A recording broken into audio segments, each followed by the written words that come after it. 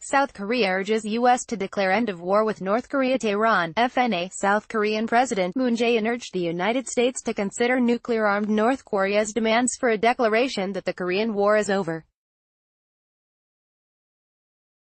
The message from the South Korean leader to the U.S. came even as the two allies pursue increasingly different approaches towards Pyongyang, Al-Jazeera reported. Washington has shied away from a formal announcement that the 1950–1953 conflict, which ended with an armistice rather than a peace treaty, has ended, saying that North Korea must first take more steps towards giving up its nuclear arsenal.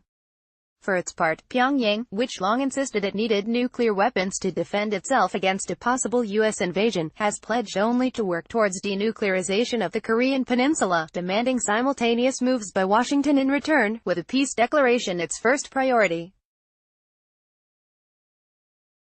The North has stopped all nuclear and missile tests, dismantled its only nuclear test site and is now dismantling its missile engine test facilities and is promising to take steps toward dismantling its Yongbyon nuclear complex, if the U.S. takes corresponding measures, Moon told the BBC.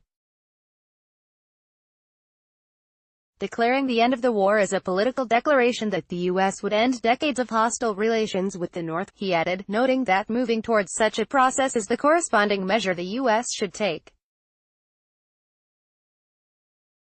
The comments, made ahead of Moon's departure on Saturday for a tour of European capitals, highlight the increasing differences between Seoul and Washington, which has 28,500 troops stationed in the south to defend it from its neighbor.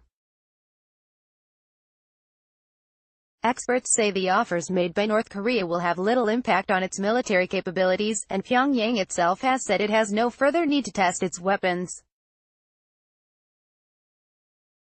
Moon has long favored engagement with the North, which is subject to multiple UN Security Council sanctions over its nuclear and ballistic missile programs, and visited Pyongyang last month for his third meeting with leader Kim Jong-un. Moon has dangled large investments and joint cross-border projects as incentives for steps towards denuclearization, with Seoul opening a joint liaison office in the North Korean border city of Kaesong last month and promising to pursue cross-border road and rail projects.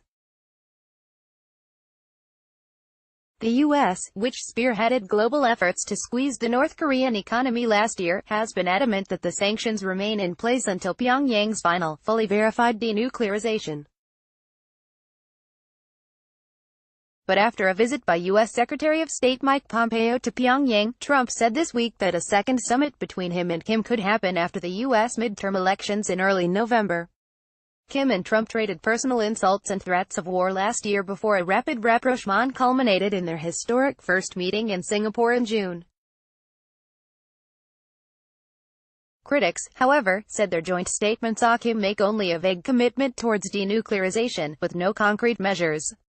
Seoul said separately that the two Koreas will hold high-level talks at the border on Monday to discuss how to implement the agreements made at last month's Pyongyang summit.